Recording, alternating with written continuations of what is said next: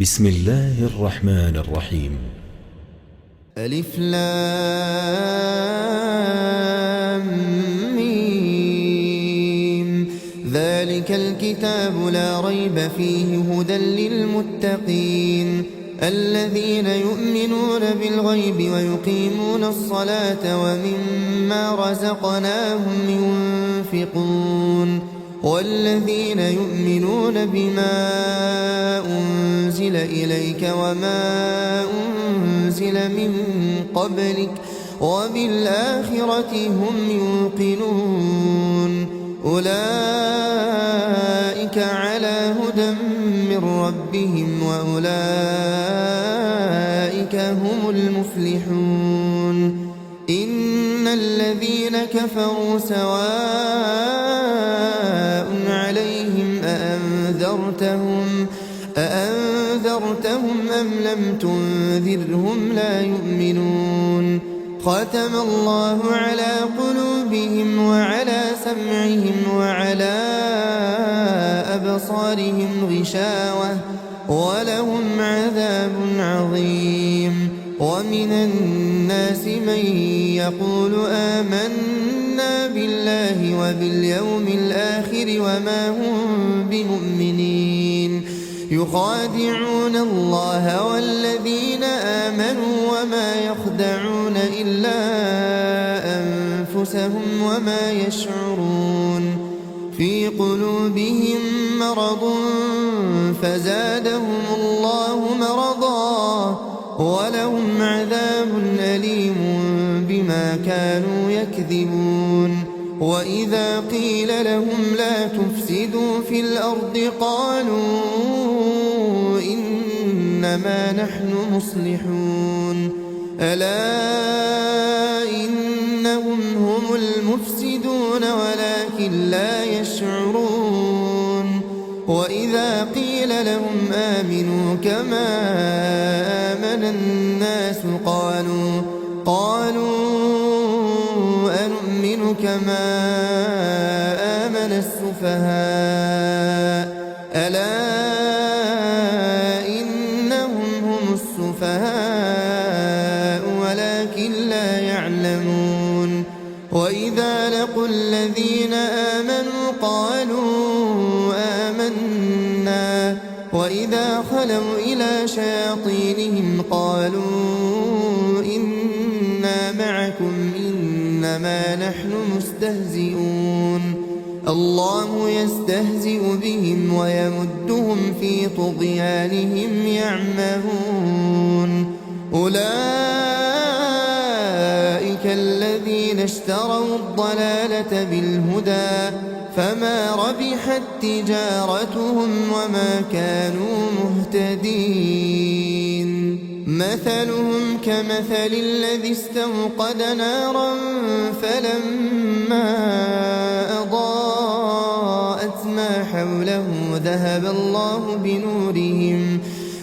الله بنورهم وتركهم في ظلمات لا يبصرون صم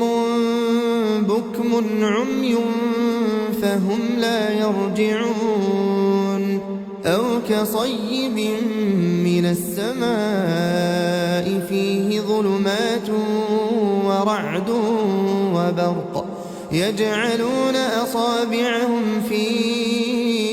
آذانهم من الصواعق حذر الموت والله محيط بالكافرين يكاد البرق يخطف أبصارهم كلما أضاء لهم مشوا فيه وإذا أظلم عليهم قاموا ولو شاء الله لذهب بسمعهم وأبصارهم إن الله على كل شيء قدير يا أيها الناس اعبدوا ربكم الذي خلقكم والذين من قبلكم لعلكم تتقون الذي جعل لكم الأرض فراشا والسماء بناء وأنزل من السماء ماء فأخرج به من الثمرات رزقا لكم فلا تجعلوا لله أندادا وأنتم تعلمون وإن كنتم في ريب مما نزلنا على عبدنا فأتوا بسورة من مثله وادعوا شهداءكم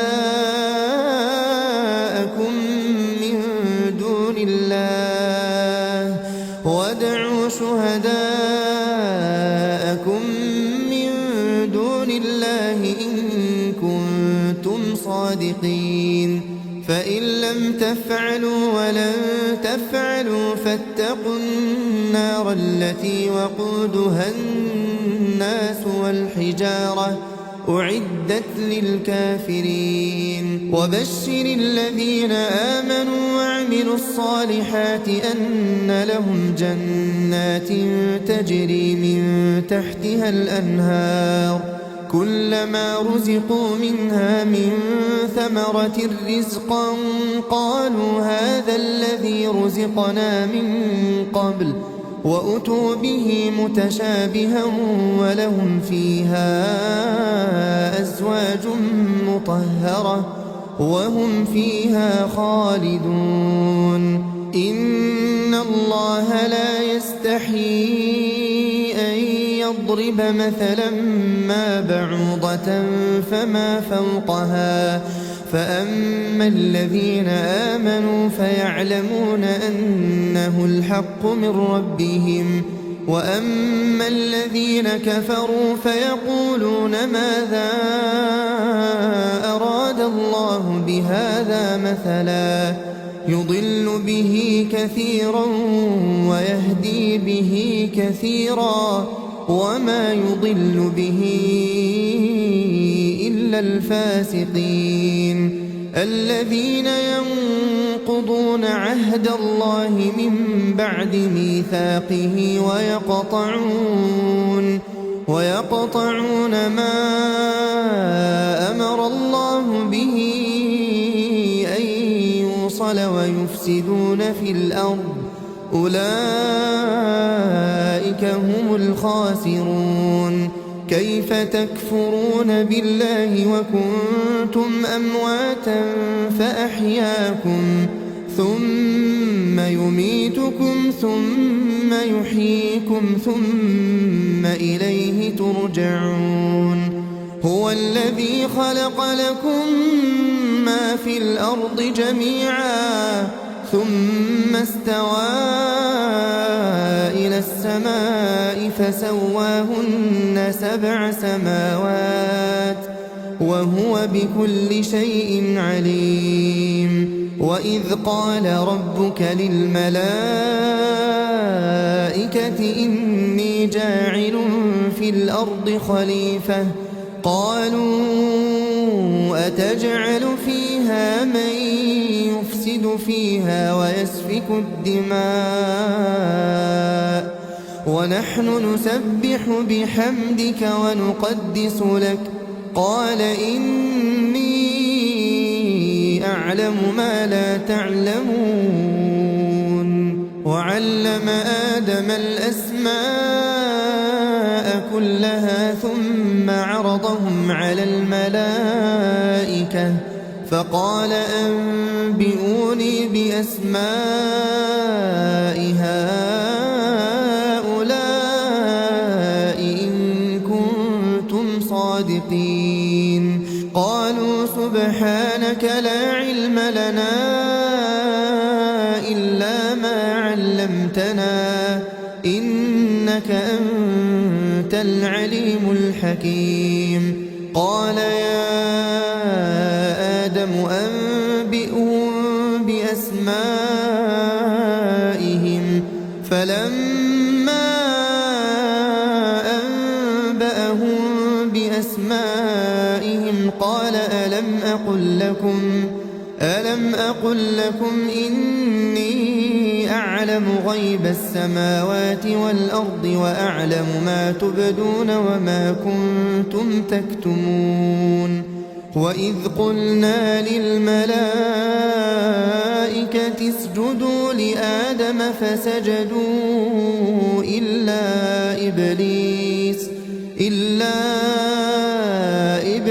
أبى واستكبر وكان من الكافرين وقلنا يا آدم اسكن أنت وزوجك الجنة وكلا منها رغدا حيث شئتما ولا تقربا هذه الشجرة فتكونا من الظالمين فأزلهما الشيطان عنها فأخرجهما مما كانا فيه وقلنا اهبطوا بعضكم لبعض عدو ولكم في الأرض مستقر ومتاع إلى حين فتلقى آدم من ربه كلمات فتاب عليه إنه هو التواب الرحيم قلنا اهبطوا منها جميعا فإما يأتينكم مني هدى فمن تبع هداي فلا خوف عليهم ولا هم يحزنون والذين كفروا وكذبوا بآياتنا أولئك أصحاب النار هم فيها خالدون يا بني إسرائيل اذكروا نعمتي التي أنعمت عليكم وأوفوا بعهدي أوف بعهدكم وإياي فارهبون وآمنوا بما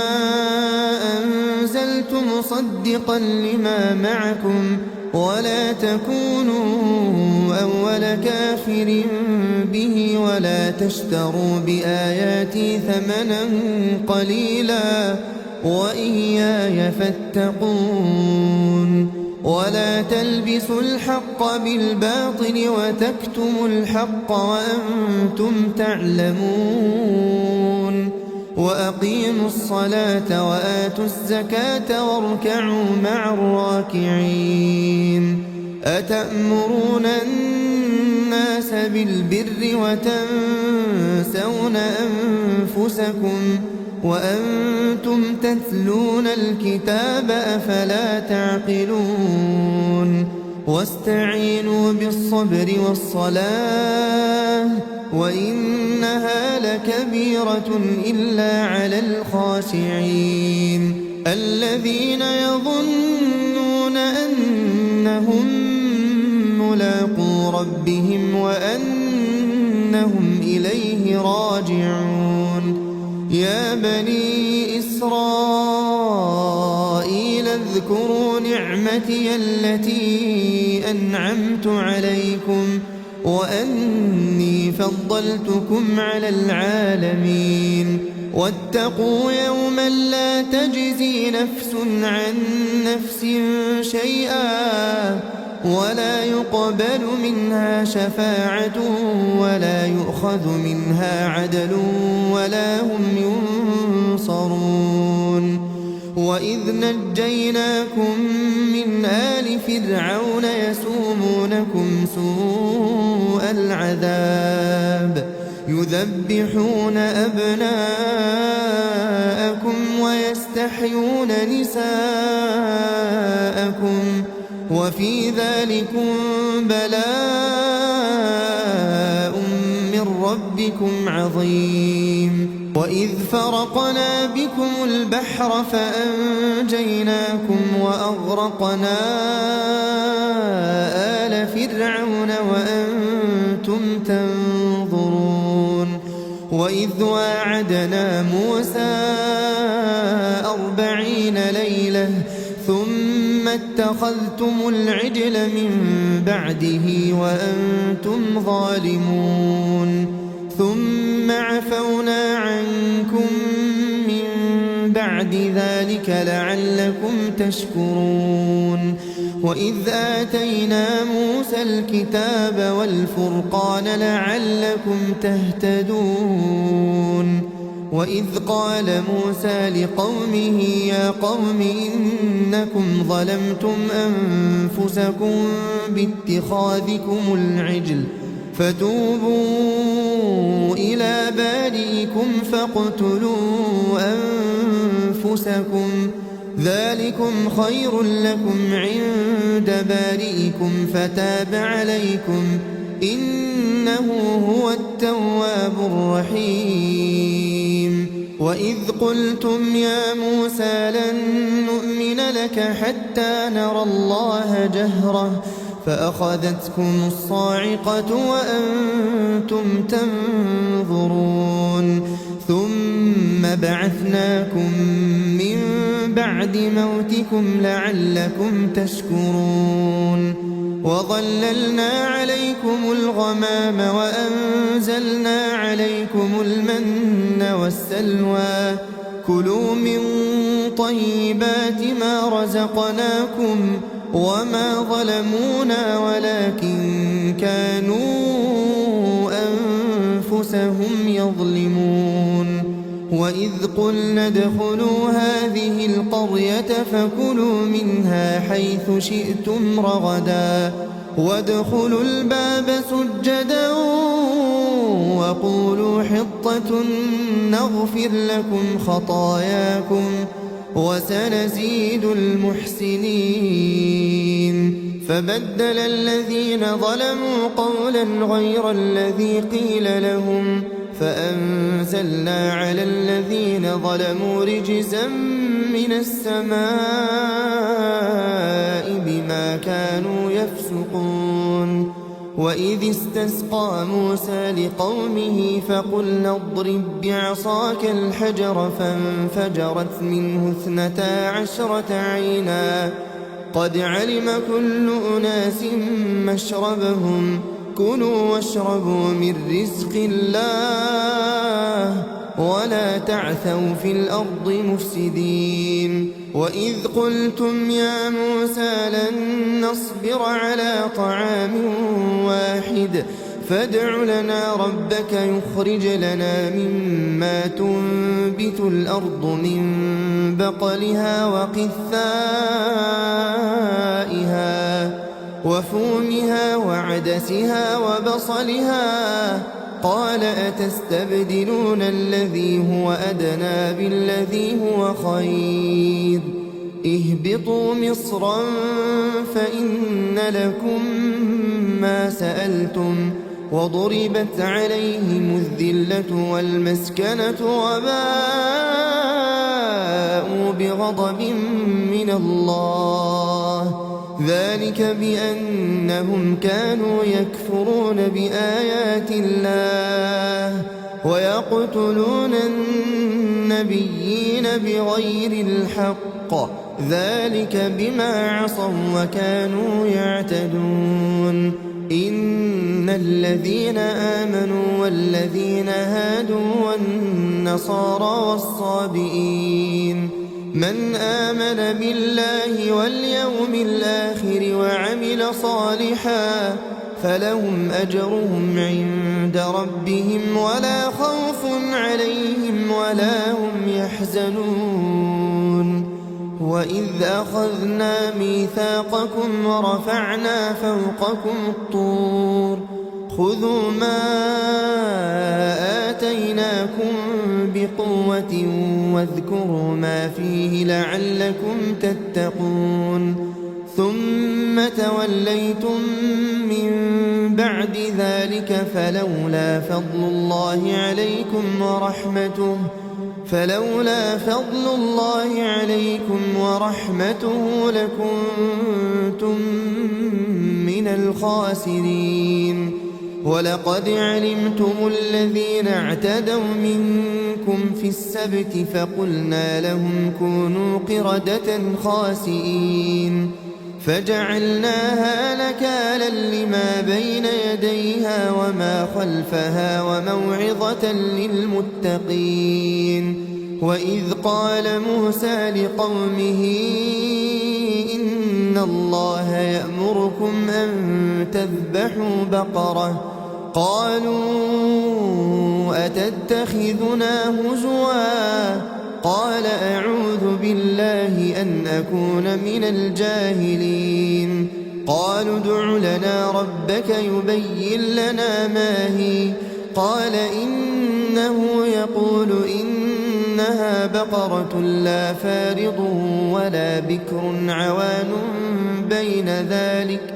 فافعلوا ما تؤمرون قالوا ادع لنا ربك يبين لنا ما لونها قال إنه يقول إنها بقرة صفراء فاقع لونها تسر الناظرين قالوا ادع لنا ربك يبين لنا ما هي إن البقرة تشابه علينا وإنا إن شاء الله لمهتدون قال إنه يقول إنها بقرة لا ذلول تثير الأرض ولا تسقي الحرث مسلمة لا شية فيها قالوا الآن جئت بالحق فذبحوها وما كادوا يفعلون وإذ قتلتم نفسا فادارأتم فيها والله مخرج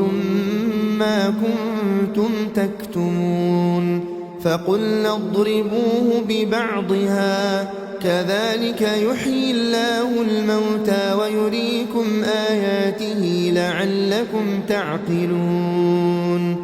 ثم قست قلوبكم من بعد ذلك فهي كالحجارة أو أشد قسوة وإن من الحجارة لما يتفجر منه الأنهار وإن منها لما يشقق فيخرج منه الماء وإن منها لما يهبط من خشية الله وما الله بغافل عما تعملون أفتطمعون أن يؤمنوا لكم وقد كان فريق منهم يسمعون كلام الله ثم يحرفونه من بعد ما عقلوه وهم يعلمون وإذا لقوا الذين آمنوا قالوا آمنا وإذا خلا بعضهم إلى بعض قالوا أتحدثونهم بما فتح الله عليكم ليحاجوكم به عند ربكم أفلا تعقلون أولا يعلمون أن الله يعلم ما يسرون وما يعلنون ومنهم أميون لا يعلمون الكتاب إلا أماني وإن هم إلا يظنون فويل للذين يكتبون الكتاب بأيديهم ثم يقولون هذا من عند الله ليشتروا به ثمنا قليلا فويل لهم مما كتبت أيديهم وويل لهم مما يكسبون وقالوا لن تمسنا النار إلا أياما معدودة قل أتخذتم عند الله عهدا فلن يخلف الله عهده أم تقولون على الله ما لا تعلمون بلى من كسب سيئة وأحاطت به خطيئته فأولئك أصحاب النار هم فيها خالدون والذين آمنوا وعملوا الصالحات أولئك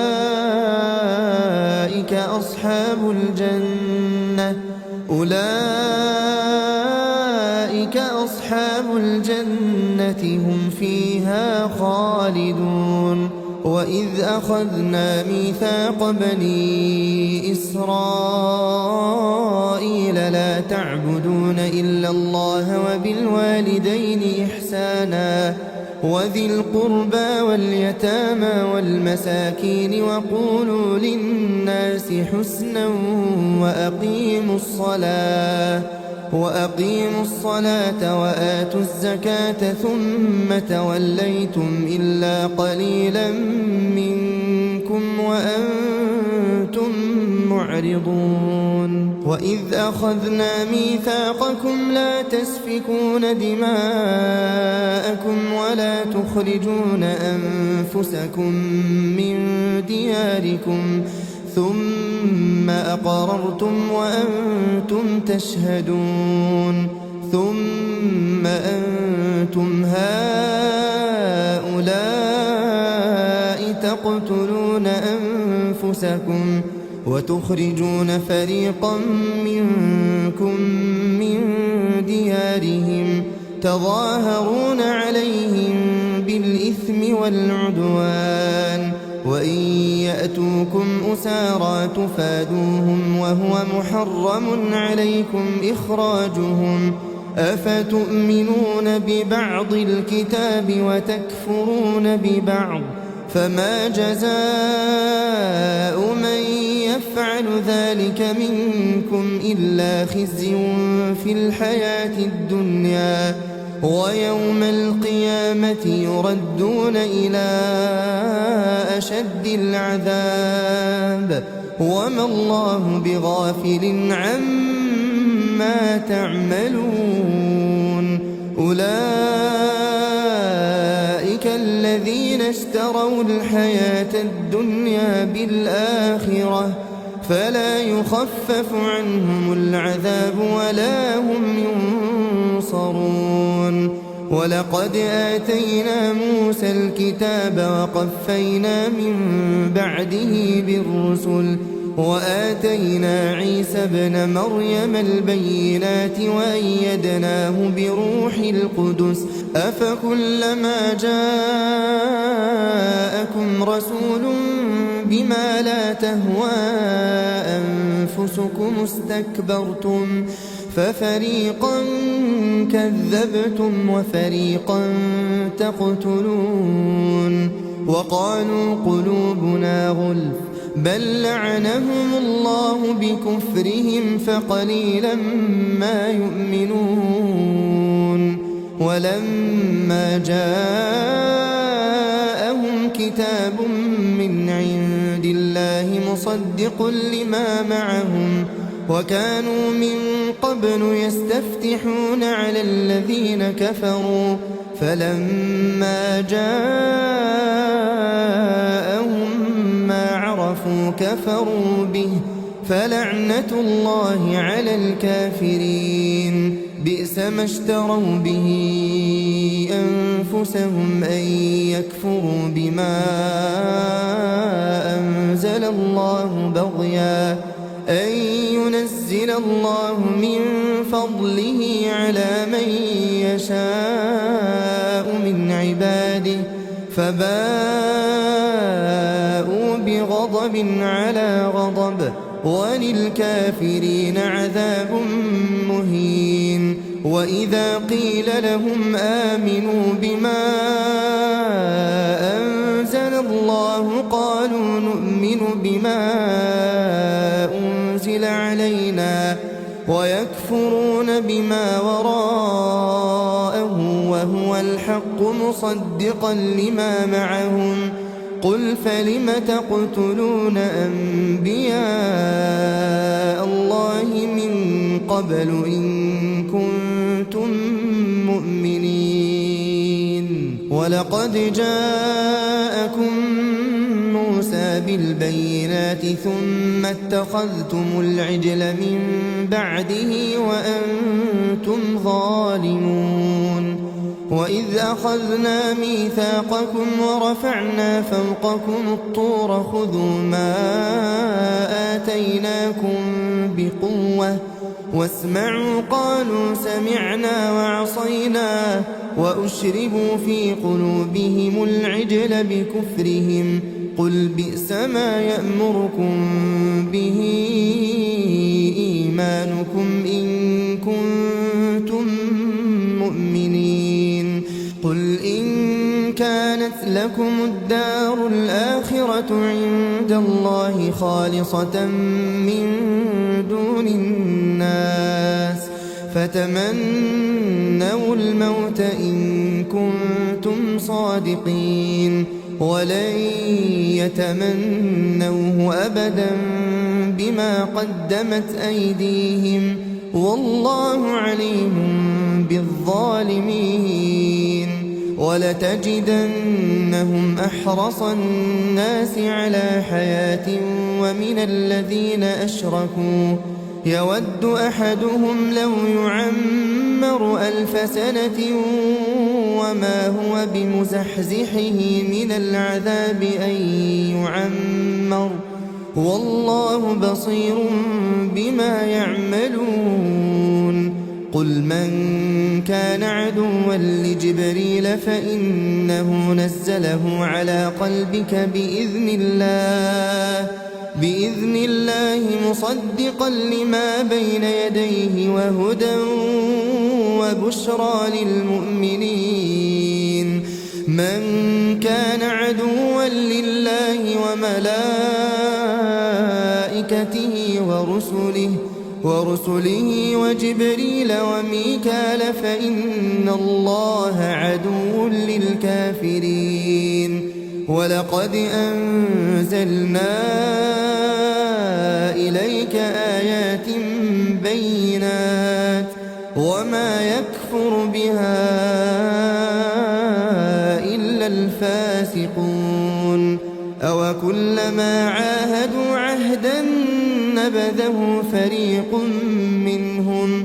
بل أكثرهم لا يؤمنون ولما جاءهم رسول من عند الله مصدق لما معهم نبذ فريق من الذين أوتوا الكتاب كتاب الله وراء ظهورهم كأنهم لا يعلمون واتبعوا ما تتلو الشياطين على ملك سليمان وما كفر سليمان ولكن الشياطين كفروا يعلمون الناس السحر وما أنزل على الملكين ببابل هاروت وماروت وما يعلمان من أحد حتى يقولا إنما نحن فتنة فلا تكفر فيتعلمون منهما ما يفرقون به بين المرء وزوجه وما هم بضارين به من أحد إلا بإذن الله ويتعلمون ما يضرهم ولا ينفعهم ولقد علموا لمن اشتراه ما له في الآخرة من خلاق ولبئس ما شروا به أنفسهم لو كانوا يعلمون ولو أنهم آمنوا واتقوا لمثوبة من عند الله خير لو كانوا يعلمون يا أيها الذين آمنوا لا تقولوا راعنا وقولوا انظرنا واسمعوا وللكافرين عذاب أليم ما يود الذين كفروا من أهل الكتاب ولا المشركين أن ينزل عليكم من خير من ربكم والله يختص برحمته من يشاء والله ذو الفضل العظيم ما ننسخ من آية أو ننسها نأت بخير منها أو مثلها ألم تعلم أن الله على كل شيء قدير ألم تعلم أن الله له ملك السماوات والأرض وما لكم من دون الله من ولي ولا نصير أم تريدون أن تسألوا رسولكم كما سئل موسى من قبل ومن يتبدل الكفر بالإيمان فقد ضل سواء السبيل ود كثير من أهل الكتاب لو يردونكم من بعد إيمانكم كفارا حسدا من عند أنفسهم من بعد ما تبين لهم الحق فاعفوا واصفحوا حتى يأتي الله بأمره إن الله على كل شيء قدير وأقيموا الصلاة وآتوا الزكاة وما تقدموا لأنفسكم من خير تجدوه عند الله إن الله بما تعملون بصير وقالوا لن يدخل الجنة إلا من كان هودا أو نصارى تلك أمانيهم قل هاتوا برهانكم إن كنتم صادقين بلى من أسلم وجهه لله وهو محسن فله أجره عند ربه ولا خوف عليهم ولا هم يحزنون وقالت اليهود ليست النصارى على شيء وقالت النصارى ليست اليهود على شيء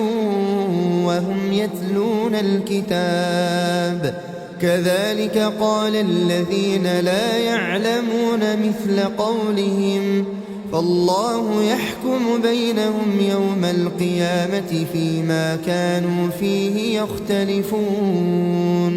ومن أظلم ممن منع مساجد الله أن يذكر فيها اسمه وسعى في خرابها أولئك ما كان لهم أن يدخلوها إلا خائفين لهم في الدنيا خزي ولهم في الآخرة عذاب عظيم ولله المشرق والمغرب فأينما تولوا فثم وجه الله إن الله واسع عليم وقالوا اتخذ الله ولدا سبحانه بل له ما في السماوات والأرض كل له قانتون بديع السماوات والأرض وإذا قضى أمرا فإنما يقول له كن فيكون وقال الذين لا يعلمون لولا يكلمنا الله أو تأتينا آية كذلك قال الذين من قبلهم مثل قولهم تشابهت قلوبهم قد بينا الآيات لقوم يوقنون إنا أرسلناك بالحق بشيرا ونذيرا ولا تسأل عن أصحاب الجحيم ولن ترضى عنك اليهود ولا النصارى حتى تتبع ملتهم قل إن هدى الله هو الهدى ولئن اتبعت أهواءهم بعد الذي جاءك من العلم ما لك من الله من ولي ولا نصير الذين آتيناهم الكتاب يتلونه حق تلاوته أولئك يؤمنون به ومن يكفر به فأولئك هم الخاسرون يا بني إسرائيل اذكروا نعمتي التي أنعمت عليكم وأني فضلتكم على العالمين واتقوا يوما لا تجزي نفس عن نفس شيئا ولا يقبل منها عدل ولا تنفعها شفاعة ولا هم ينصرون وإذ ابتلى إبراهيم ربه بكلمات فأتمهن قال إني جاعلك للناس إماما قال ومن ذريتي قال لا ينال عهد الظالمين وإذ جعلنا البيت مثابة للناس وأمنا واتخذوا من مقام إبراهيم مصلى وعهدنا إلى إبراهيم وإسماعيل أن طهرا بيتي للطائفين والعاكفين والركع السجود وإذ قال إبراهيم رب اجعل هذا بلدا آمنا وارزق أهله من الثمرات من آمن منهم بالله واليوم الآخر قال ومن كفر فأمتعه قليلا ثم أضطره إلى عذاب النار وبئس المصير وإذ يرفع إبراهيم القواعد من البيت وإسماعيل ربنا تقبل منا إنك أنت السميع العليم ربنا واجعلنا مسلمين لك ومن ذريتنا أمة مسلمة لك وأرنا مناسكنا وتب علينا إنك أنت التواب الرحيم ربنا وابعث فيهم رسولا منهم يتلو عليهم آياتك ويعلمهم الكتاب والحكمة ويزكيهم إنك أنت العزيز الحكيم ومن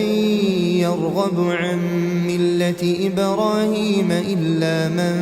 سفه نفسه ولقد اصطفيناه في الدنيا وإنه في الآخرة لمن الصالحين إذ قال له ربه أسلم قال أسلمت لرب العالمين ووصى بها إبراهيم بنيه ويعقوب يا بني إن الله اصطفى لكم الدين فلا تموتن إلا وأنتم مسلمون أم كنتم شهداء إذ حضر يعقوب الموت إذ قال لبنيه ما تعبدون من بعدي قالوا نعبد إلهك وإله آبائك إبراهيم وإسماعيل وإسحاق إلها واحدا ونحن له مسلمون تلك أمة قد خلت لها ما كسبت ولكم ما كسبتم ولا تسألون عما كانوا يعملون وقالوا كونوا هودا أو نصارى تهتدوا قل بل ملة إبراهيم حنيفا وما كان من المشركين قولوا آمنا بالله وما أنزل إلينا وما أنزل إلى إبراهيم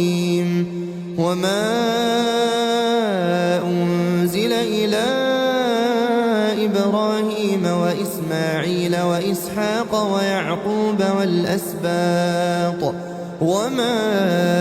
أوتي موسى وعيسى وما أوتي النبيون من ربهم لا نفرق بين أحد منهم ونحن له مسلمون فإن آمنوا بمثل ما آمنتم به فقد اهتدوا وإن تولوا فإنما هم في شقاق فسيكفيكهم الله وهو السميع العليم صبغة الله ومن أحسن من الله صبغة ونحن له عابدون قل أتحاجوننا في الله وهو ربنا وربكم ولنا أعمالنا ولكم أعمالكم ونحن له مخلصون أم تقولون إن إبراهيم وإسماعيل وإسحاق ويعقوب والأسباط كانوا هودا أو نصارى قل أنتم أعلم أم الله ومن أظلم ممن كتم شهادة عنده من الله وما الله بغافل عما تعملون تلك أمة قد خلت لها ما كسبت ولكم ما كسبتم ولا تسألون عما كانوا يعملون سيقول السفهاء من الناس ما ولاهم عن قبلتهم التي كانوا عليها قل لله المشرق والمغرب يهدي من يشاء إلى صراط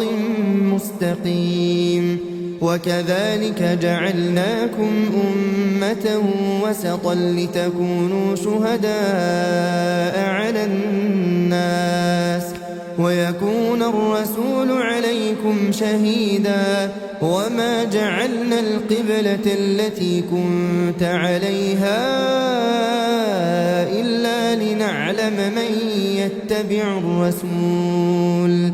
إلا لنعلم من يتبع الرسول ممن ينقلب على عقبيه وإن كانت لكبيرة إلا على الذين هدى الله وما كان الله ليضيع إيمانكم إن الله بالناس لرؤوف رحيم قد نرى تقلب وجهك في السماء فلنولينك قبلة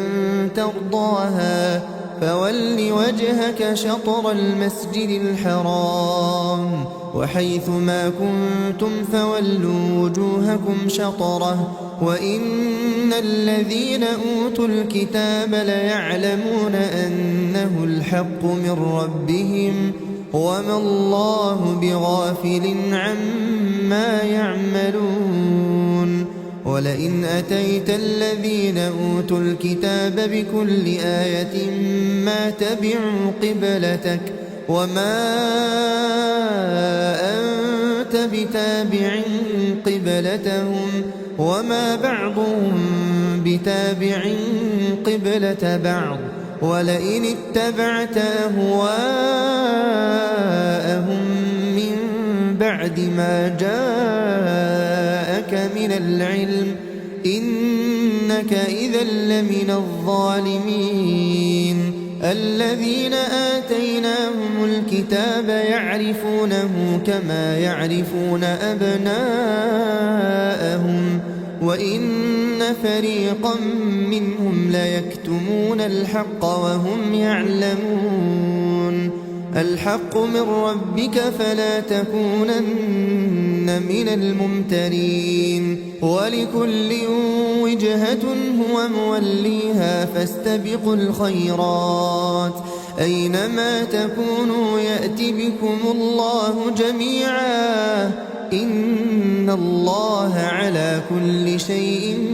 قدير. ومن حيث خرجت فول وجهك شطر المسجد الحرام وإنه للحق من ربك وما الله بغافل عما تعملون. ومن حيث خرجت فول وجهك شطر المسجد الحرام وحيث ما كنتم فولوا وجوهكم شطره لئلا يكون للناس عليكم حجة إلا الذين ظلموا منهم فلا تخشوهم واخشوني ولأتم نعمتي عليكم ولعلكم تهتدون. كما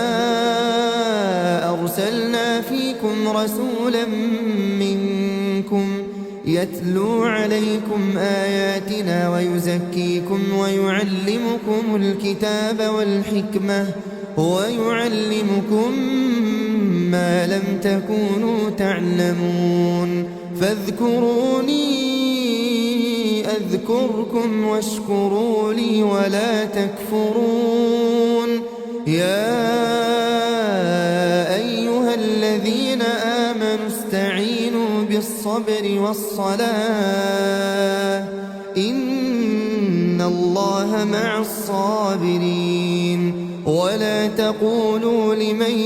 يقتل في سبيل الله أموات بل أحياء ولكن لا تشعرون. ولنبلونكم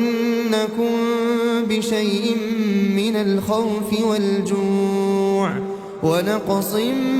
من الأموال والأنفس والثمرات وبشر الصابرين الذين إذا أصابتهم مصيبة قالوا إنا لله وإنا إليه راجعون. أولئك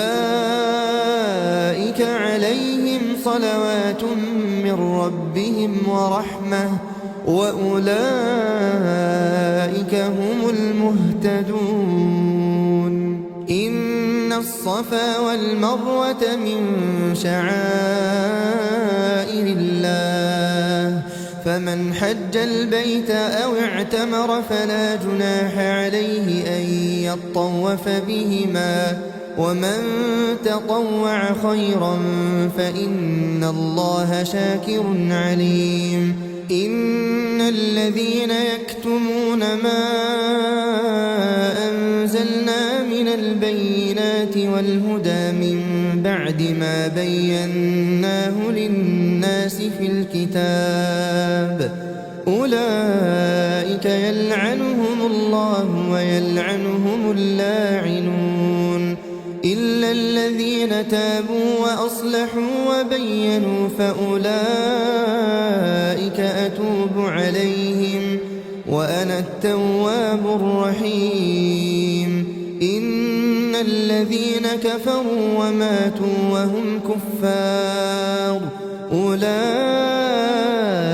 أولئك عليهم لعنة الله والملائكة والناس أجمعين خالدين فيها لا يخفف عنهم العذاب ولا هم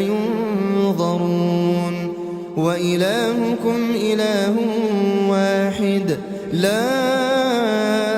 إله إلا هو الرحمن الرحيم إن في خلق السماوات والأرض واختلاف الليل والنهار والفلك التي تجري في البحر بما ينفع الناس وما أنزل الله من السماء من ماء فأحيا به الأرض بعد موتها وبث فيها من كل دابة وتصريف الرياح والسحاب المسخر بين السماء والأرض لآيات لقوم يعقلون ومن الناس من يتخذ من دون الله أندادا يحبونهم كحب الله والذين آمنوا أشد حبا لله ولو يرى الذين ظلموا إذ يرون العذاب أن القوة لله جميعا وأن الله شديد العذاب إذ تبرأ الذين اتبعوا من الذين اتبعوا ورأوا العذاب وتقطعت بهم الأسباب وقال الذين اتبعوا لو أن لنا كرة فنتبرأ منهم كما تبرأوا منا كذلك يريهم الله أعمالهم حسرات عليهم وما هم بخارجين من النار يا أيها الناس كلوا مما في الأرض حلالا طيبا ولا تتبعوا خطوات الشيطان إنه لكم عدو مبين إنما يأمركم بالسوء والفحشاء وأن تقولوا على الله ما لا تعلمون وإذا قيل لهم اتبعوا ما أنزل الله قالوا بل نتبع ما ألفينا عليه آباءنا أولو كان آباؤهم لا يعقلون شيئا ولا يهتدون ومثل الذين كفروا كمثل الذي ينعق بما لا يسمع إلا دعاء ونداء صم بكم عمي فهم لا يعقلون يا أيها الذين آمنوا كلوا من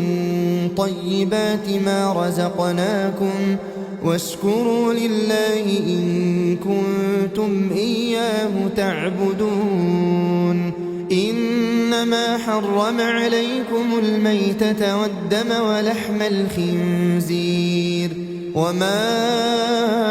أهل به لغير الله فمن اضطر غير باغ ولا عاد فلا إثم عليه إن الله غفور رحيم إن الذين يكتمون ما أنزل الله من الكتاب ويشترون به ثمنا قليلا أولئك ما يأكلون في بطونهم إلا النار ولا يكلمهم الله يوم القيامة ولا يزكيهم ولهم عذاب أليم. أولئك الذين اشتروا الضلالة بالهدى والعذاب بالمغفرة فما أصبرهم على النار. ذلك بأن الله نزل الكتاب بالحق وإن الذين اختلفوا في الكتاب لفي شقاق بعيد. ليس البر أن تولوا وجوهكم قبل المشرق والمغرب ولكن البر من آمن بالله واليوم الآخر والملائكة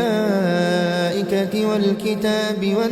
والنبيين وآتى المال على حبه ذوي القربى واليتامى والمساكين وابن السبيل والسائلين وفي الرقاب وأقام الصلاة وآتى الزكاة والموفون بعهدهم إذا عاهدوا والصابرين في البأساء والضراء وحين البأس. أولئك الذين صدقوا وأولئك هم المتقون. يا أيها الذين آمنوا كتب عليكم القصاص في القتلى الحر بالحر والعبد بالعبد والأنثى بالأنثى فمن عفي له من أخيه شيء فاتباع بالمعروف وأداء إليه بإحسان ذلك تخفيف من ربكم ورحمة فمن اعتدى بعد ذلك فله عذاب أليم. ولكم في القصاص حياة يا أولي الألباب لعلكم تتقون. كتب عليكم إذا حضر أحدكم الموت إن ترك خيرا الوصية للوالدين والأقربين بالمعروف حقا على المتقين. فمن بدله بعدما سمعه فإنما إثمه على الذين يبدلونه إن الله سميع عليم. فمن خاف من موص جنفا أو إثما فأصلح بينهم فلا إثم عليه إن الله غفور رحيم. يا أيها الذين آمنوا كتب عليكم الصيام كما كتب على الذين من قبلكم لعلكم تتقون. أياما معدودات فمن كان منكم مريضا أو على سفر فعدة من أيام أخر وعلى الذين يطيقونه فدية طعام مسكين فمن تطوع خيرا فهو خير له وأن تصوموا خير لكم إن كنتم تعلمون. شهر رمضان الذي أنزل فيه القرآن هدى للناس وبينات من الهدى والفرقان فمن شهد منكم الشهر فليصمه ومن كان مريضا أو على سفر فعدة من أيام أخر يريد الله بكم اليسر ولا يريد بكم العسر ولتكملوا العدة ولتكبروا الله على ما هداكم ولعلكم تشكرون. وإذا سألك عبادي عني فإني قريب أجيب دعوة الداع إذا دعان فليستجيبوا لي وليؤمنوا بي لعلهم يرشدون. أحل لكم ليلة الصيام الرفث إلى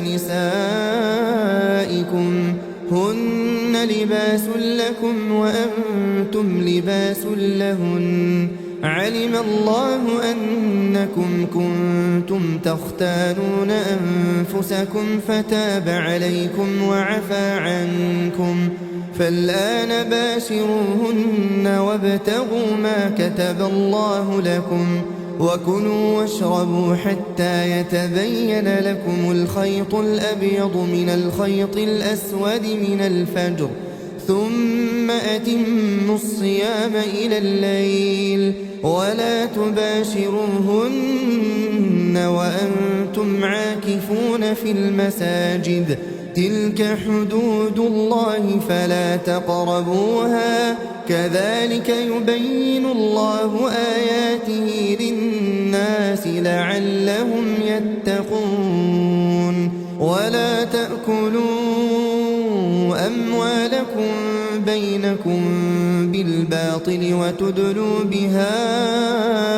إلى الحكام لتأكلوا فريقا من أموال الناس بالإثم وأنتم تعلمون. يسألونك عن الأهلة قل هي مواقيت للناس والحج وليس البر بأن تأتوا البيوت من ظهورها ولكن البر من اتقى وأتوا البيوت من أبوابها واتقوا الله لعلكم تفلحون. وقاتلوا في سبيل الله الذين يقاتلونكم ولا تعتدوا إن الله لا يحب المعتدين. واقتلوهم حيث ثقفتموهم وأخرجوهم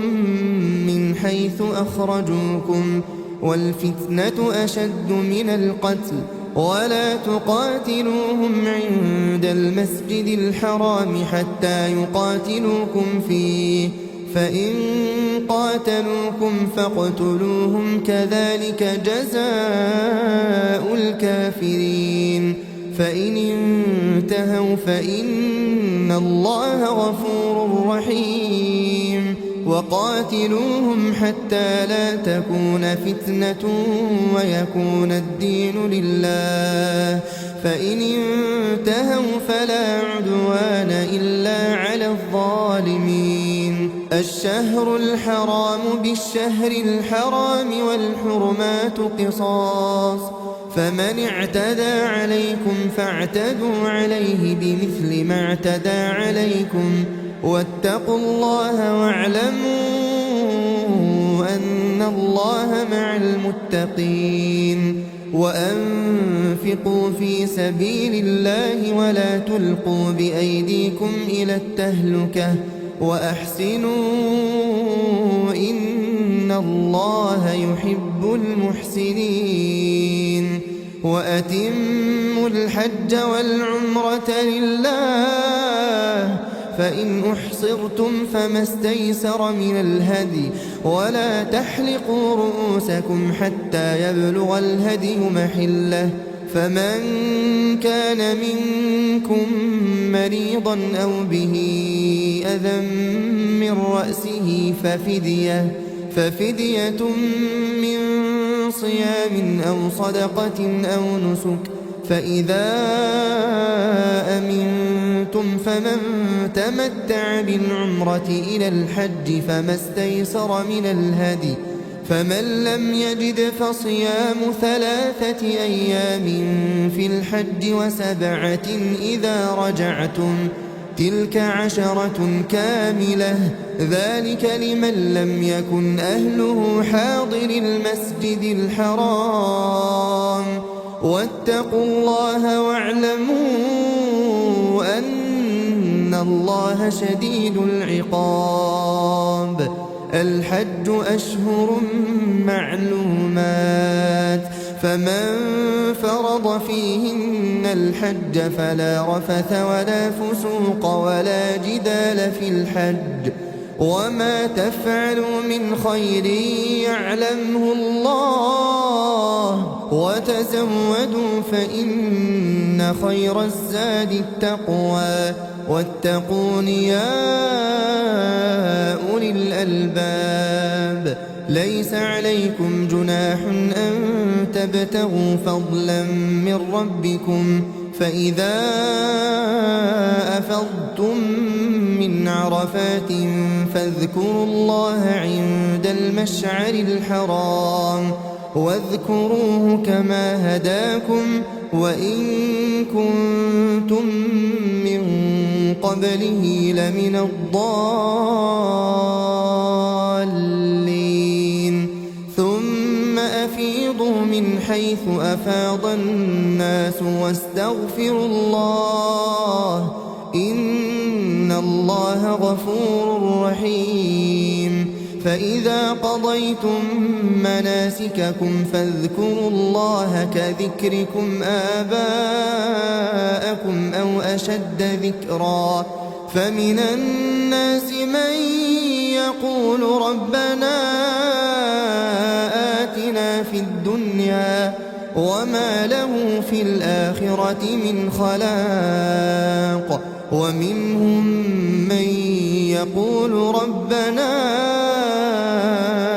آتنا في الدنيا حسنة وفي الآخرة حسنة وقنا عذاب النار أولئك لهم نصيب مما كسبوا والله سريع الحساب واذكروا الله في أيام معدودات فمن تعجل في يومين فلا إثم عليه ومن تأخر فلا إثم عليه لمن اتقى واتقوا الله واعلموا أنكم إليه تحشرون ومن الناس من يعجبك قوله في الحياة الدنيا ويشهد الله على ما في قلبه وهو ألد الخصام وإذا تولى سعى في الأرض ليفسد فيها ويهلك الحرث والنسل والله لا يحب الفساد وإذا قيل له اتق الله أخذته العزة بالإثم فحسبه جهنم ولبئس المهاد ومن الناس من يشري نفسه ابتغاء مرضات الله والله رؤوف بالعباد يا أيها الذين آمنوا ادخلوا في السلم كافة ولا تتبعوا خطوات الشيطان إنه لكم عدو مبين فإن زللتم من بعد ما جاءتكم البينات فاعلموا أن الله عزيز حكيم هل ينظرون إلا أن يأتيهم الله في ظلل من الغمام والملائكة وقضي الأمر وإلى الله ترجع الأمور سل بني إسرائيل كم آتيناهم من آية بينة ومن يبدل نعمة الله من بعد ما جاءته فإن الله شديد العقاب زين للذين كفروا الحياة الدنيا ويسخرون من الذين آمنوا والذين اتقوا فوقهم يوم القيامة والله يرزق من يشاء بغير حساب. كان الناس أمة واحدة فبعث الله النبيين مبشرين ومنذرين وأنزل معهم الكتاب بالحق ليحكم بين الناس فيما اختلفوا فيه وما اختلف فيه إلا الذين أوتوه من بعد ما جاءتهم البينات بغيا بينهم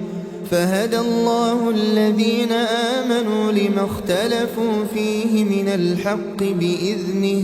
والله يهدي من يشاء إلى صراط مستقيم. أم حسبتم أن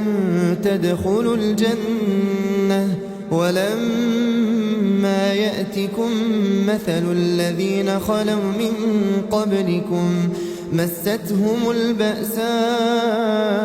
والضراء وزلزلوا حتى يقول الرسول والذين آمنوا معه متى نصر الله ألا إن نصر الله قريب. يسألونك ماذا ينفقون قل ما أنفقتم من خير فللوالدين والأقربين واليتامى والمساكين وابن السبيل وما تفعلوا من خير فإن الله به عليم. كتب عليكم القتال وهو كره لكم وعسى أن تكرهوا شيئا وهو خير لكم وعسى أن تحبوا شيئا وهو شر لكم والله يعلم وأنتم لا تعلمون. يسألونك عن الشهر الحرام قتال فيه قل قتال فيه كبير وصد عن سبيل الله وكفر به والمسجد الحرام وإخراج أهله منه أكبر عند الله والفتنة أكبر من القتل ولا يزالون يقاتلونكم حتى يردوكم عن دينكم إن استطاعوا ومن يرتدد منكم عن دينه فيمت وهو كافر فأولئك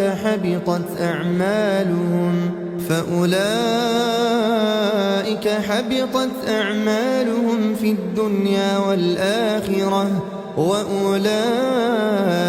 أصحاب النار هم فيها خالدون.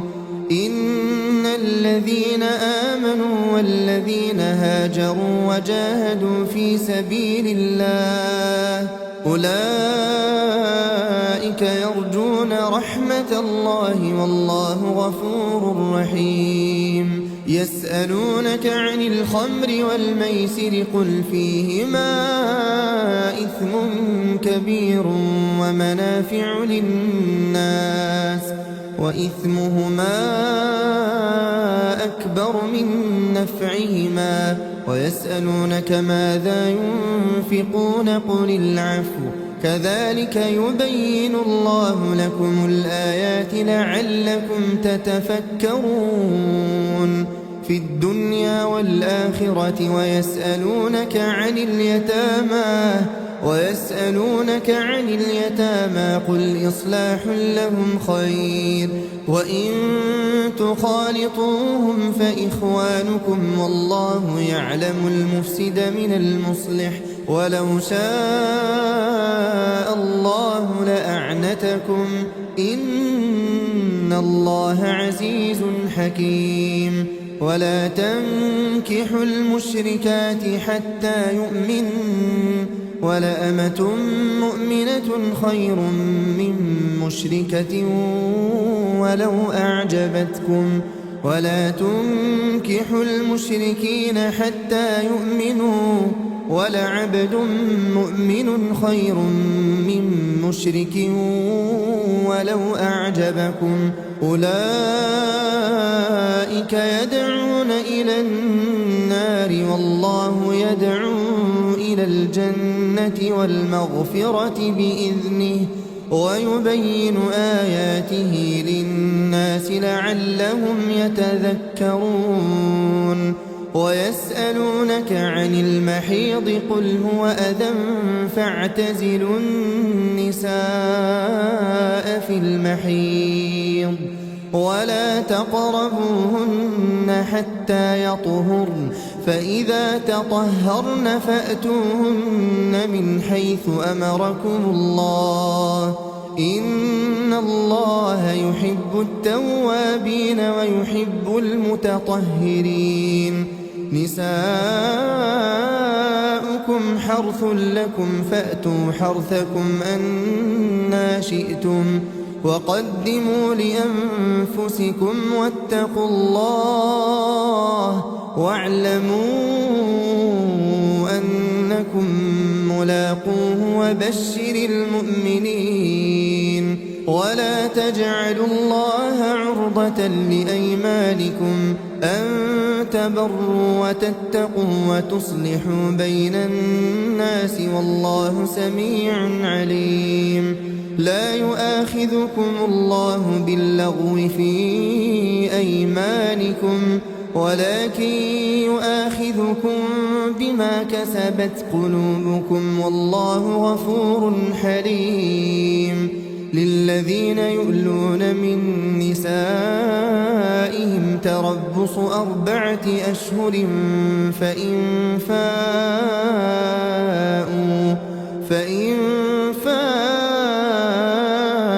فإن الله غفور رحيم وإن عزموا الطلاق فإن الله سميع عليم والمطلقات يتربصن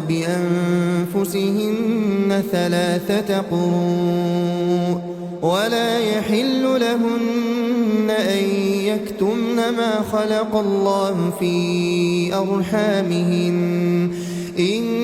كن يؤمن بالله واليوم الآخر وبعولتهن أحق بردهن في ذلك إن أرادوا إصلاحا ولهن مثل الذي عليهن بالمعروف وللرجال عليهن درجة والله عزيز حكيم الطلاق 2 فإمساكم بمعروف أو تسريح بإحسان ولا يحل لكم أن تأخذوا مما آتيتموهن شيئا إلا أن يخافا ألا يقيما حدود الله فإن خفتم ألا يقيما حدود الله فلا جناح عليهما فيما افتدت به تلك حدود الله فلا تعتدوها ومن يتعد حدود الله فأولئك هم الظالمون فإن طلقها فلا تحل له من بعد حتى تنكح زوجا غيره فإن طلقها فلا جناح عليهما أن يتراجعا إن ظنا أن يقيما حدود الله وتلك حدود الله يبينها لقوم يعلمون وإذا طلقتم النساء فبلغن أجلهن فأمسكوهن بمعروف أو سرحوهن بمعروف ولا تمسكوهن ضرارا لتعتدوا ومن يفعل ذلك فقد ظلم نفسه ولا تتخذوا آيات الله هزوا واذكروا نعمة الله عليكم وما أنزل عليكم من الكتاب والحكمة يعظكم به واتقوا الله واعلموا أن الله بكل شيء عليم وإذا طلقتم النساء فبلغن أجلهن فلا تعضلوهن أن ينكحن أزواجهن إذا تراضوا بينهم بالمعروف ذلك يوعظ به من كان منكم يؤمن بالله واليوم الآخر ذلكم أزكى لكم وأطهر والله يعلم وأنتم لا تعلمون والوالدات يرضعن أولادهن حولين كاملين لمن أراد أن يتم الرضاعة وعلى المولود له رزقهن وكسوتهن بالمعروف لا تكلف نفس إلا وسعها لا تضار والدة بولدها ولا مولود له بولده وعلى الوارث مثل ذلك فإن أرادا فصالا عن تراض منهما وتشاور فلا جناح عليهما وإن أردتم أن تسترضعوا أولادكم فلا جناح عليكم إذا سلمتم ما آتيتم بالمعروف واتقوا الله واعلموا أن الله بما تعملون بصير والذين يتوفون منكم ويذرون أزواجا يتربصن بأنفسهن 4 أشهر وعشرا فإذا بلغن أجلهن فلا جناح عليكم فيما فعلن في أنفسهن بالمعروف والله بما تعملون خبير ولا جناح عليكم فيما عرضتم به من خطبة النساء أو أكننتم في أنفسكم علم الله أنكم ستذكرونهن ولكن لا تواعدوهن سرا إلا أن تقولوا قولا معروفا ولا تعزموا عقدة النكاح حتى يبلغ الكتاب أجله واعلموا أن الله يعلم ما في أنفسكم فاحذروه واعلموا أن الله غفور حليم لا جناح عليكم إن طلقتم النساء ما لم تمسوهن أو تفرضوا لهن فريضة ومتعوهن على الموسع قدره وعلى المقتر قدره متاعا بالمعروف حقا على المحسنين وإن طلقتموهن من قبل أن تمسوهن وقد فرضتم لهن فريضة فنصف ما فرضتم إلا أن يعفون أو يعفو الذي بيده عقدة النكاح وأن تعفوا أقرب للتقوى ولا تنسوا الفضل بينكم إن الله بما تعملون بصير حافظوا على الصلوات والصلاة الوسطى وقوموا لله قانتين فإن خفتم فرجالا أو ركبانا فإذا أمنتم فاذكروا الله كما علمكم ما لم تكونوا تعلمون والذين يتوفون منكم ويذرون أزواجا وصية لأزواجهم متاعا إلى الحول غير إخراج فإن خرجن فلا جناح عليكم فيما فعلن في أنفسهن من معروف والله عزيز حكيم وللمطلقات متاع بالمعروف حقا على المتقين كذلك يبين الله لكم آياته لعلكم تعقلون ألم تر إلى الذين خرجوا من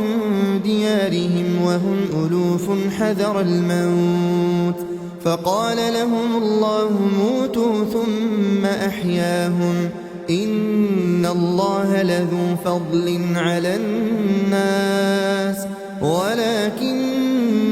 أكثر الناس لا يشكرون وقاتلوا في سبيل الله واعلموا أن الله سميع عليم من ذا الذي يقرض الله قرضا حسنا فيضاعفه له أضعافا كثيرة والله يقبض ويبسط وإليه ترجعون ألم تر إلى الملأ من بني إسرائيل من بعد موسى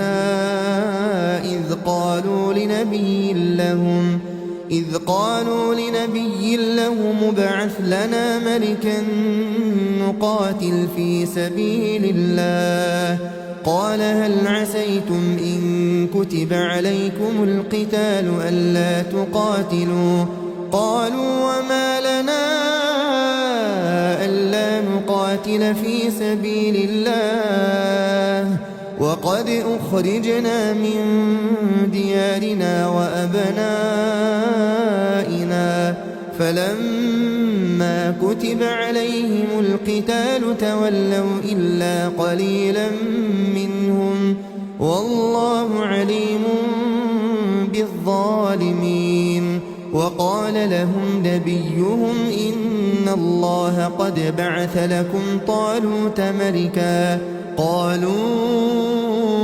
أنى يكون له الملك علينا ونحن أحق بالملك منه ولم يؤت سعة من المال قال إن الله اصطفاه عليكم وزاده بسطة في العلم والجسم والله يؤتي ملكه من يشاء والله واسع عليم وقال لهم نبيهم إن آية ملكه أن يأتيكم التابوت فيه سكينة من ربكم وبقية مما ترك آل موسى وآل هارون تحمله الملائكة إن في ذلك لآية لكم إن كنتم مؤمنين فلما فصل طالوت بالجنود قال إن الله مبتليكم بنهر فمن شرب منه فليس مني ومن لم يطعمه فإنه مني إلا من اغترف غرفة بيده فشربوا منه إلا قليلا منهم فلما جاوزه هو والذين آمنوا معه قالوا لا طاقة لنا اليوم بجالوت وجنوده قال الذين يظنون أنهم ملاقو الله كم من فئة قليلة غلبت فئة كثيرة بإذن الله والله مع الصابرين. ولما برزوا لجالوت وجنوده قالوا ربنا أفرغ علينا صبرا وثبت أقدامنا وانصرنا على القوم الكافرين فهزموهم بإذن الله وقتل داود جالوت وآتاه الله الملك والحكمة وعلمه مما يشاء ولولا دفع الله الناس بعضهم ببعض لفسدت الأرض ولكن الله ذو فضل على العالمين. تلك آيات الله نتلوها عليك بالحق وإنك لمن المرسلين. تلك الرسل فضلنا بعضهم على بعض منهم من كلم الله ورفع بعضهم درجات وآتينا عيسى ابن مريم البينات وأيدناه بروح القدس ولو شاء الله ما اقتتل الذين من بعدهم من بعد ما جاءتهم البينات ولكن اختلفوا فمنهم من آمن ومنهم من كفر ولو شاء الله ما اقتتلوا ولكن الله يفعل ما يريد. يا أيها الذين آمنوا أنفقوا مما رزقناكم من قبل أن يأتي يوم لا بيع فيه ولا خلة ولا شفاعة والكافرون هم الظالمون. الله لا إله إلا هو الحي القيوم لا تأخذه سنة ولا نوم له ما في السماوات وما في الأرض من ذا الذي يشفع عنده إلا بإذنه يعلم ما بين أيديهم وما خلفهم ولا يحيطون بشيء من علمه إلا بما شاء وسع كرسيه السماوات والأرض ولا يؤوده حفظهما وهو العلي العظيم. لا إكراه في الدين قد تبين الرشد من الغي فمن يكفر بالطاغوت ويؤمن بالله فقد استمسك بالعروة الوثقى لا انفصام لها والله سميع عليم. الله ولي الذين آمنوا يخرجهم من الظلمات إلى النور والذين كفروا أولياء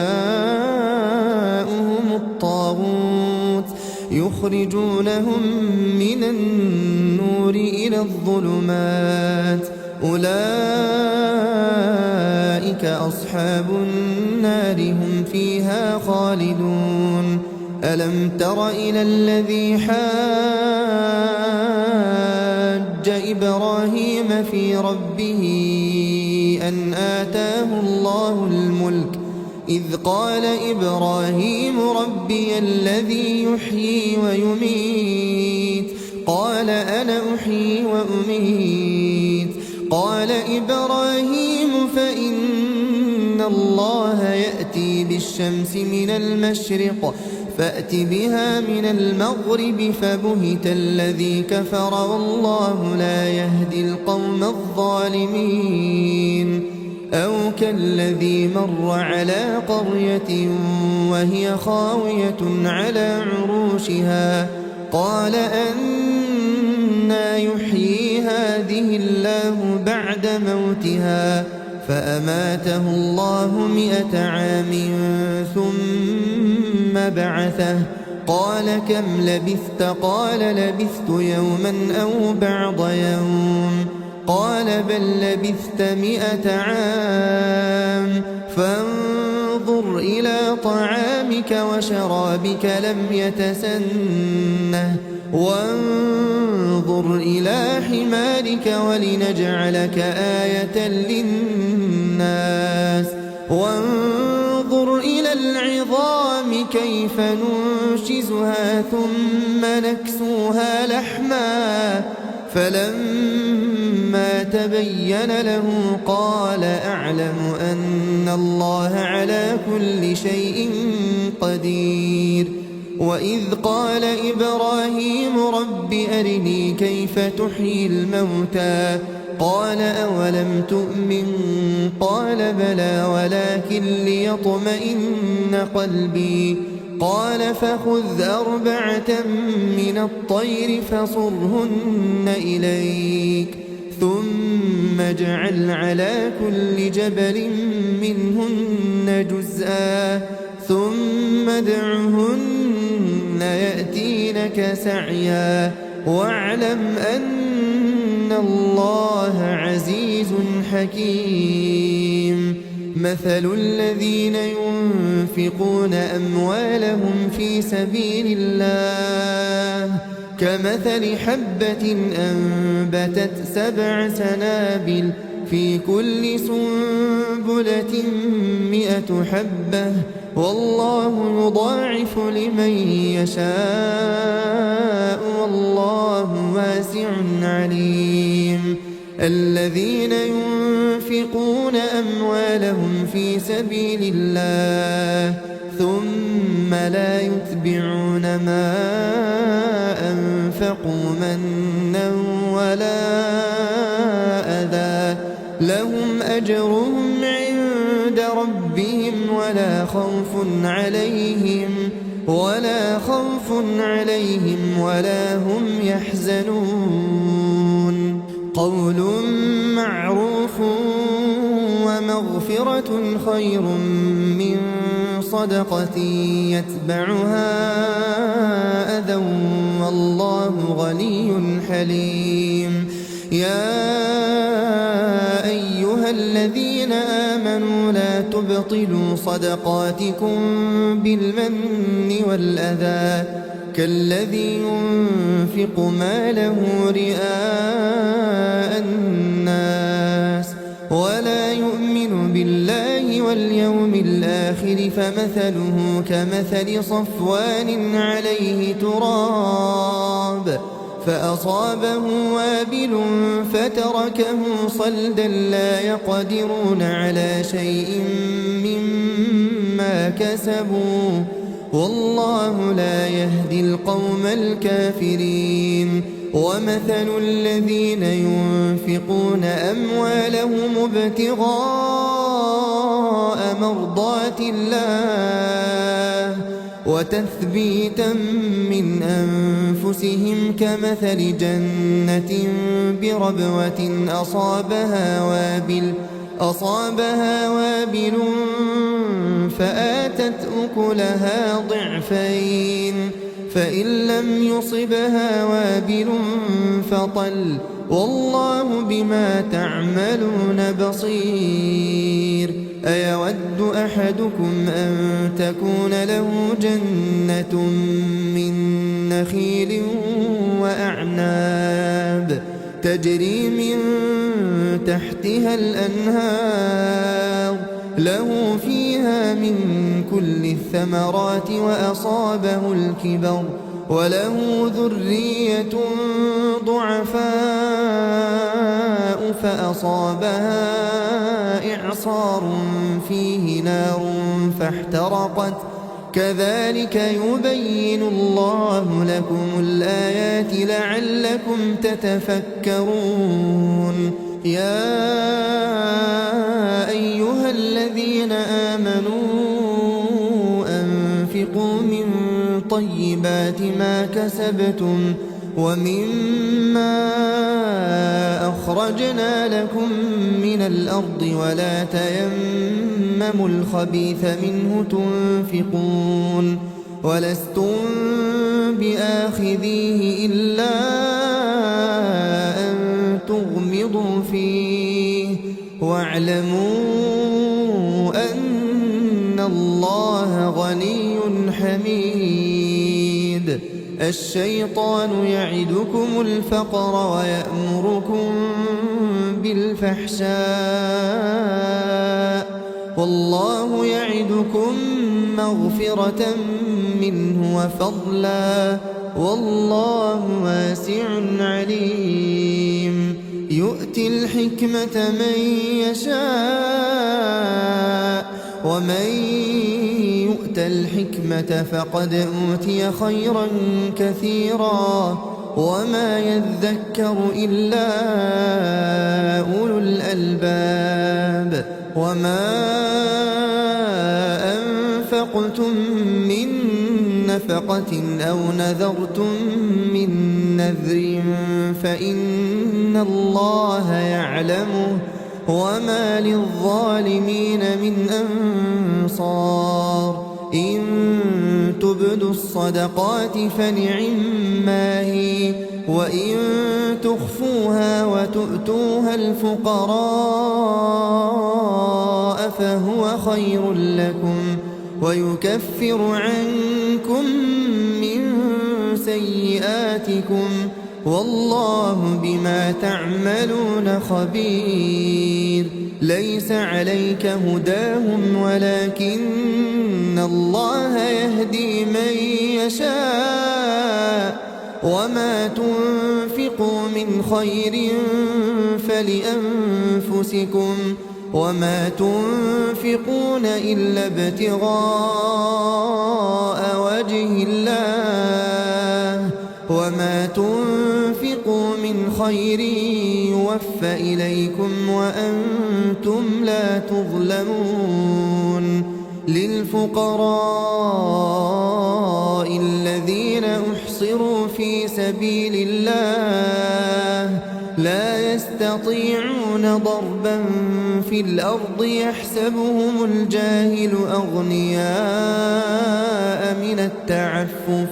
تعرفهم بسيماهم لا يسألون الناس إلحافا وما تنفقوا من خير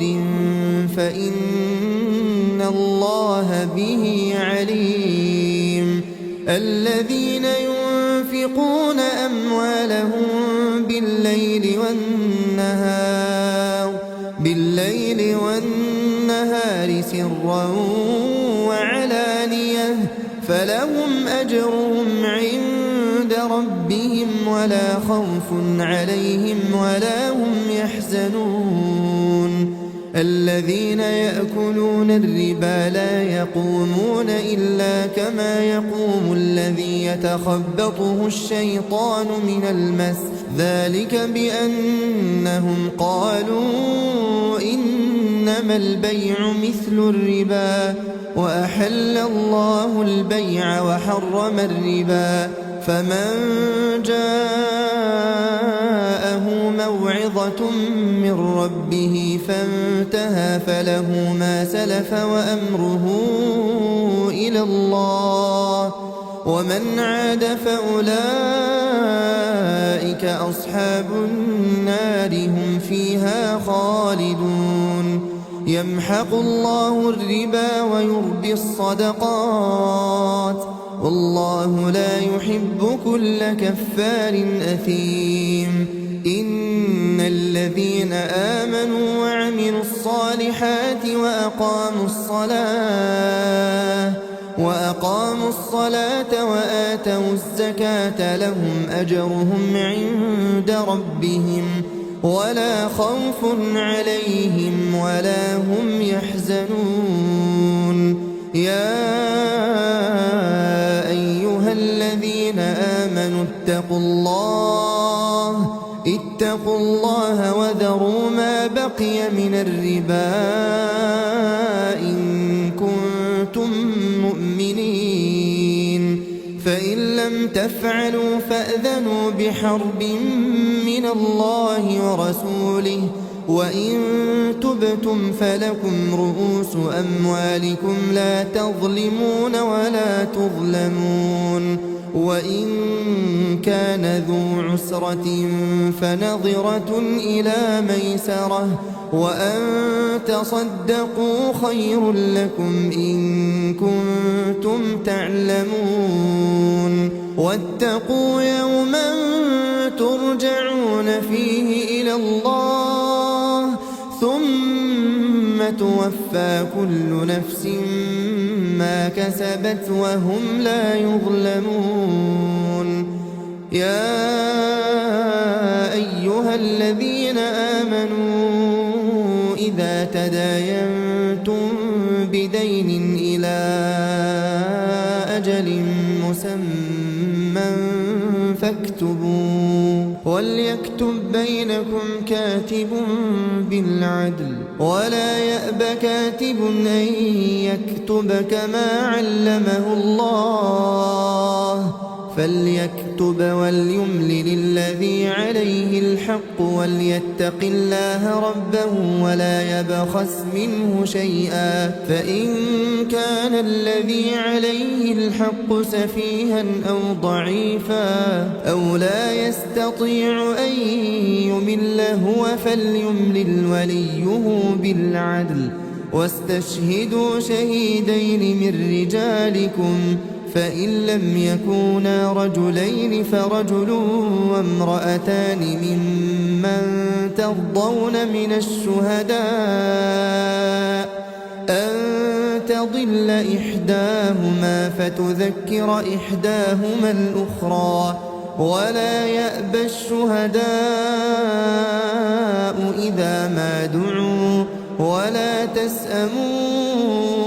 أن تكتبوه صغيرا أو كبيرا إلى أجله ذلكم أقسط عند الله وأقوم للشهادة وأدنى ألا ترتابوا إلا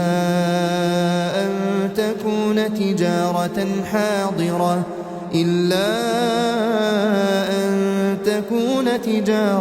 حاضرة تديرونها بينكم فليس عليكم جناح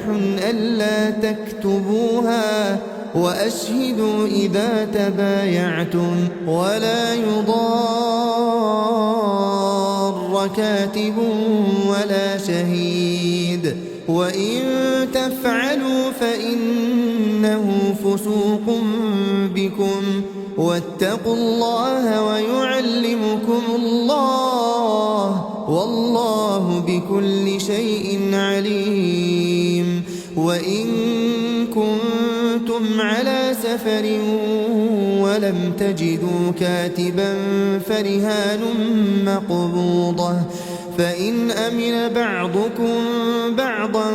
فليؤدي الذي ائتمن أمانته وليتق الله ربه ولا تكتموا الشهادة ومن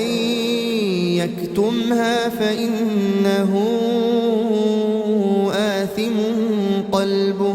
والله بما تعملون عليم لله ما في السماوات وما في الأرض وإن